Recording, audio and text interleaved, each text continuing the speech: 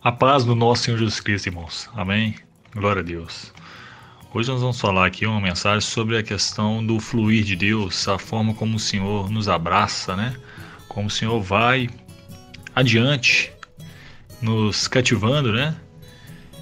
Como diz João, nós o amamos porque Ele nos amou primeiro, né? Foi Ele que nos atraiu e mostrou a sua graça, né? Então, com base nisso, nós vamos ver ali em Gênesis, né? Desde o começo o Senhor já mostrando como Ele iria operar em relação à salvação para o homem, né? Nós sabemos que a necessidade da salvação veio por causa da queda, né? O homem comeu da árvore do conhecimento do bem e do mal e foi expulso ali do Jardim do Éden. E que na verdade Deus criou o homem para colocar nele toda a sua glória e com essa glória pisar na cabeça do seu inimigo, né? Em que já tinha ocorrido, né? Aquele mistério da iniquidade, né? Diante ali onde Satanás, Lúcifer no caso, queria ser semelhante ao Altíssimo e se rebelou ali. E ele foi precipitado, né? Caindo aos ares, onde ele hoje está nas chamadas regiões celestes, né? Como diz lá em Efésios 6, operando, né? Nas regiões celestes, com seus principados e potestades, né? Sua hierarquia toda de príncipes bem localizados, bem organizados, né? Para reger hoje, infelizmente, a terra, né? O próprio Senhor Jesus diz que lá em João capítulo 12, versículo 30 ou 31, não me engano, os últimos versículos ali, João 14 também, os últimos versículos vai dizer isso, que o príncipe deste mundo é Satanás, né? Isso porque o homem, ao desobedecer ao Senhor e por dar crédito à voz de Satanás, ele passou o controle deste mundo para Lúcifer, para Satanás, né? No caso, Satanás.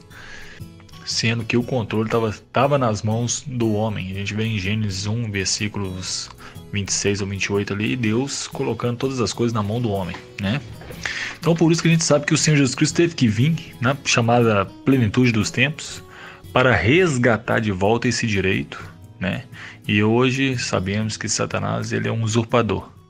Ele não tem mais direito, né? E porque o Senhor Jesus Cristo conquistou isso de volta para o homem.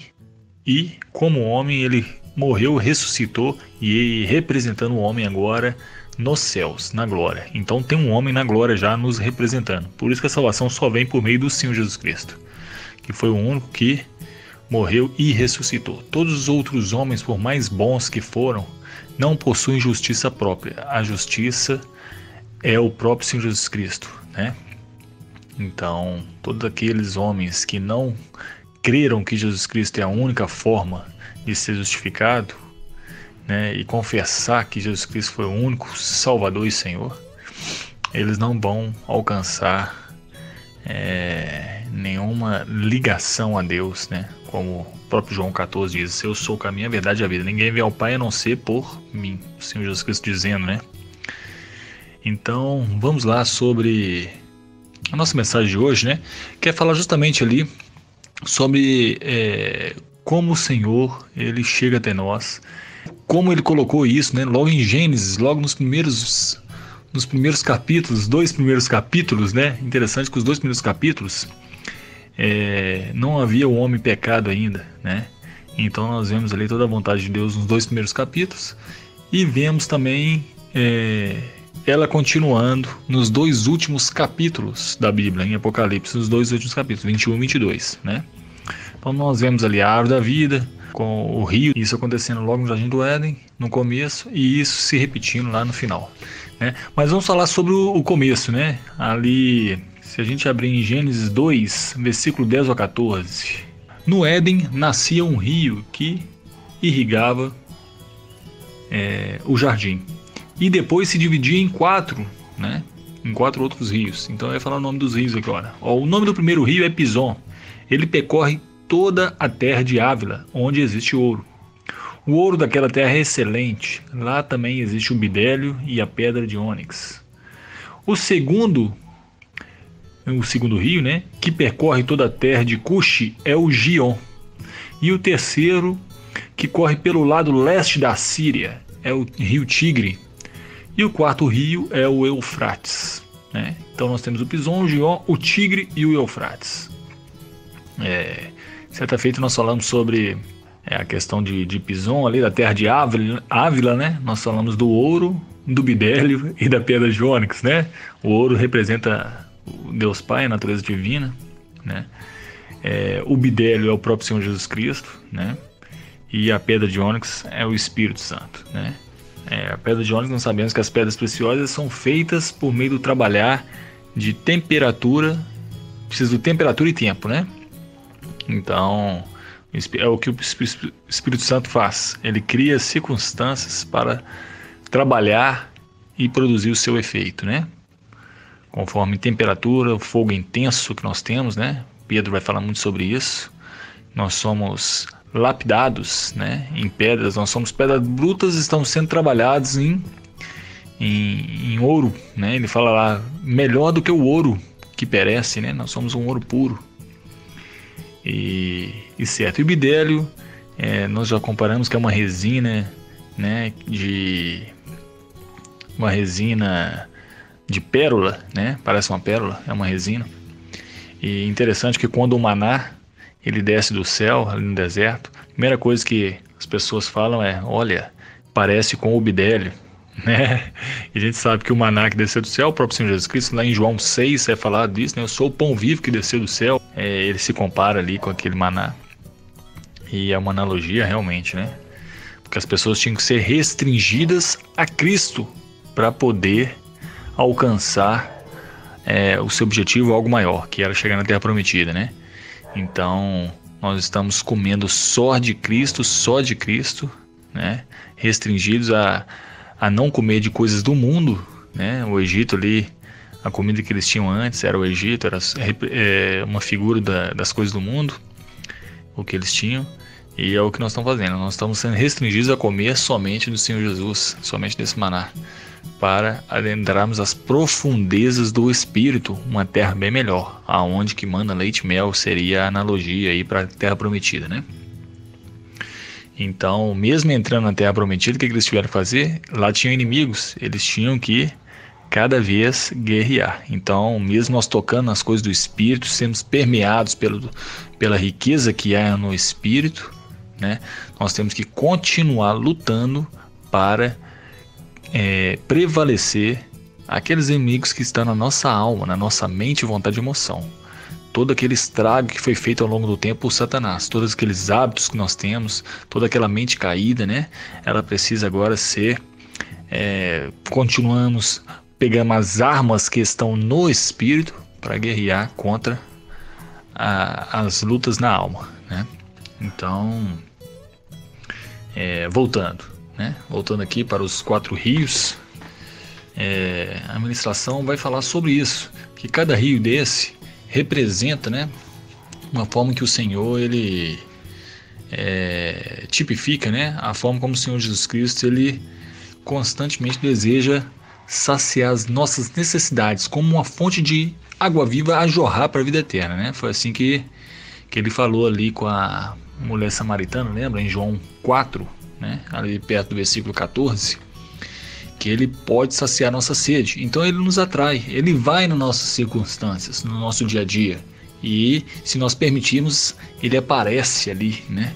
Então nós temos que ter esse discernimento de colocar o Senhor na frente de todas as circunstâncias, né? De todas as coisas, reconhecer o Senhor em todos os nossos caminhos. Reconhece o Senhor em todos os caminhos, né? E ele te endireitará as suas veredas, né? Então, nós vamos dizer que os braços desse rio, né? Esses quatro rios aí que saíram que tinha no Jardim do Éden, né? O Pison, o Gion, o Eufrates e o Tigre, né? Vamos ver que são situações diárias, né? Que ele permite para nos aproximar mais dele, né? Então, nós vemos que os rios, eles são sinônimos de prosperidade. As cheias ali do Nilo, né? Era a prosperidade do Egito, das terras do Egito, né? Então a economia do Egito ali girava toda em torno do rio Nilo, né? E tipifica a questão da nossa salvação, né? Então o Senhor Ele conhece todas as nossas necessidades, né? E Ele vai em busca de cada uma delas. E cada pessoa nesse mundo está inserido num certo contexto e que o Senhor, Ele nos cerca e nos revela dentro desses contextos, certo? Então vamos ver sobre a questão da operosidade de cada um desses braços aí, desses rios, né? E concernente à busca da nossa salvação. Então nós vimos aí que o homem, ele caiu, ele foi expulso do jardim do Éden, né? Em razão do pecado dele ali, de desobedecer a Deus e por confiar na voz da serpente. E o rio que saiu do Éden, né, regava toda a terra, dividindo em 4 braços, tipifica a ação de Deus em busca do homem. E o que nós podemos dizer sobre esses rios?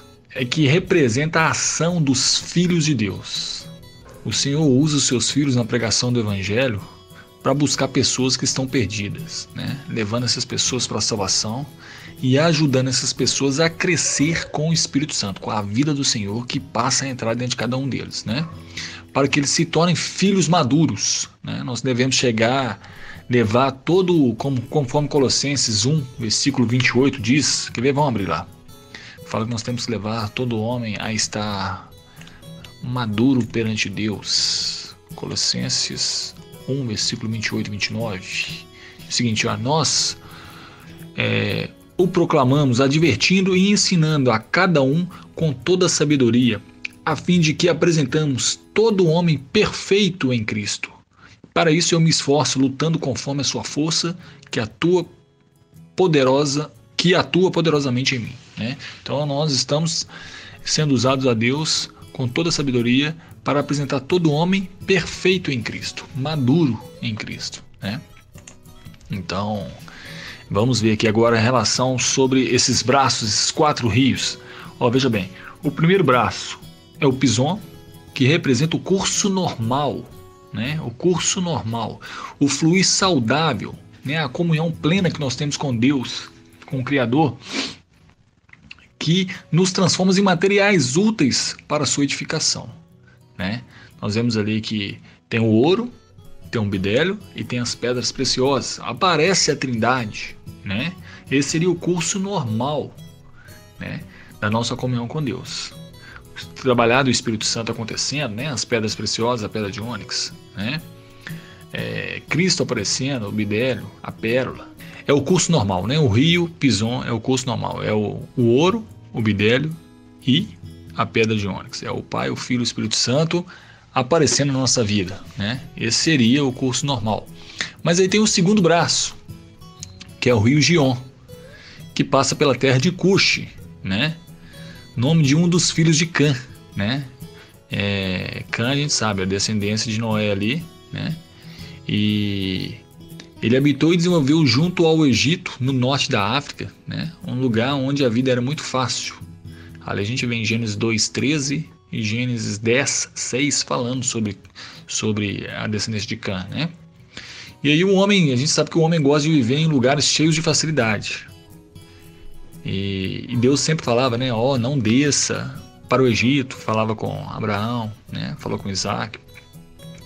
E Faraó, o que ele fazia? Ele oprimiu. E Satanás, ele tenta usar todos os meios para usurpar-nos, né? Nos usurpar e nos manter distraídos da vontade divina. Muitas pessoas imaginam que a vida humana é uma mera busca pela sobrevivência. Daí a necessidade de tais pessoas serem encontradas pelo esse rio Gion, né? É o rio da subsistência, né? As pessoas aí são escravizadas por Satanás em questão da subsistência e precisam ser libertas. Então a forma, a circunstância como Deus usa para cercar essas pessoas, metaforicamente, ele usa o braço do rio Gion, né? Então o Senhor tem uma forma de tratar com isso. E aí tem o terceiro braço, que é o rio Tigre, que ele flui até a Síria, uma terra caracterizada pelo pecado. O rio Tigre, ele tem águas impetuosas, que correm velozmente, né? É muito rápido.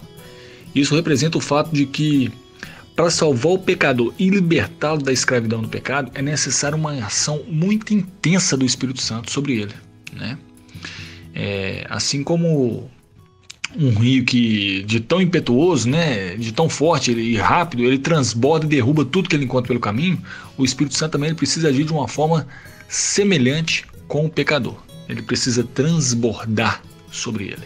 É por isso que Paulo vai falar sobre aonde abundou o pecado, superabundou a graça.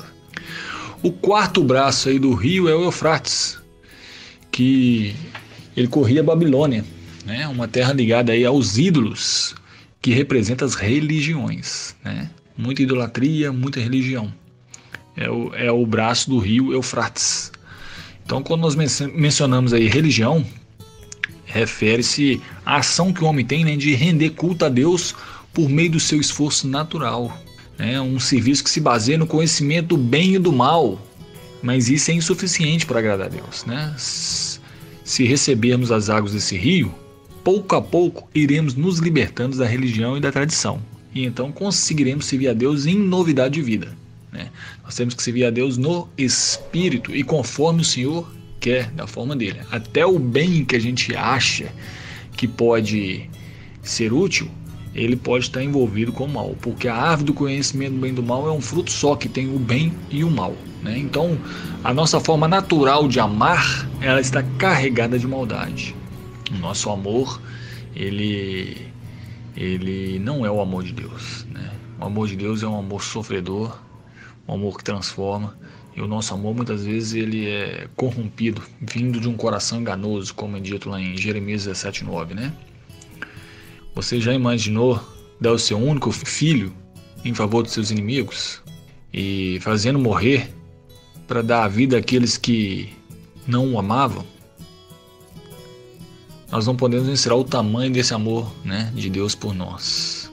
Vamos ler Efésios 3, versículo 17, vamos até o 19. Efésios 3, versículo 17 ao 19. Ó. Para que Cristo habite em seus corações, mediante a fé, oro para que vocês, arraigados e alicerçados em amor, possam, juntamente com todos os santos, compreender a largura, o comprimento e a altura e profundidade, e conhecer o amor de Cristo, que excede todo o entendimento, todo o conhecimento, para que vocês sejam cheios de toda a plenitude de Deus. Amém? Deus poderia ter desistido de nós, né? Por sermos inimigos dele, por sermos pecadores, né? Mas glória a Deus, aleluias, porque Deus ama a presença do homem. E ele faz hoje tudo para nos alcançar. Assim como o filho pródigo que voltou para a casa do pai, né? Como é falado lá em Lucas 15, ali pelos versículos 20. Que nós possamos ser constrangidos pelo amor de Deus e voltar, né, para o Senhor Jesus. Amém? Então vamos nos jogar nesse rio, né? Não vamos perder tempo. Vamos receber todo o cuidado que o Senhor preparou, né, para nós, pessoalmente para nós. Então você vê que o Senhor nos busca em cada circunstância, seja ela na nossa preocupação pela subsistência, o rio Gion, seja forma caída de pensar, de querer achar que vamos agradar a Deus, que é o rio Eufrates aí, que ele corria pela Babilônia, onde existem vários deuses, e muitas vezes a gente idolatra várias outras coisas, achando que estamos agradando ao Senhor, né? O Senhor, então, ele tem um tratamento para isso. Esse rio nos tira dessa idolatria. O rio Tigre, a questão da pecaminosidade, mas eu faço muita coisa errada, já fiz coisas que você nem imagina, né? Ou seja, o Senhor tem todo o poder de superabundar a graça dele sobre nós. Precisamos nos render a ele. Amém? Então, nós vemos aí. Podemos fazer uma oração agora para terminar, né? Dizendo: Senhor, muito obrigado por sempre me alcançar. Não poderia existir melhor cuidado, Senhor Jesus, para a minha vida. Jesus, Tu és fiel, misericordioso. Me perdoa por muitas vezes não entender os Teus feitos e por murmurar, Senhor Jesus. Socorro. Mas eu sei que o Senhor não erra e o Senhor não tarda. O Senhor é tudo que eu preciso nessa terra, Senhor Jesus. Nada e ninguém pode me satisfazer, somente o Senhor. Apenas Tu, Senhor Jesus. Eis-me aqui, Senhor, me cerca com os Teus braços de amor, me cerca com a Tua vida. Não permita que eu me afaste de Ti. Eu sou Teu, te pertenço. Jesus, eu sou Teu. Vem, Senhor Jesus. Aleluias. Então nós vemos aí os braços de Deus abraçando, né, nossa vida, por meio desses 4 rios. Amém? Glória a Deus.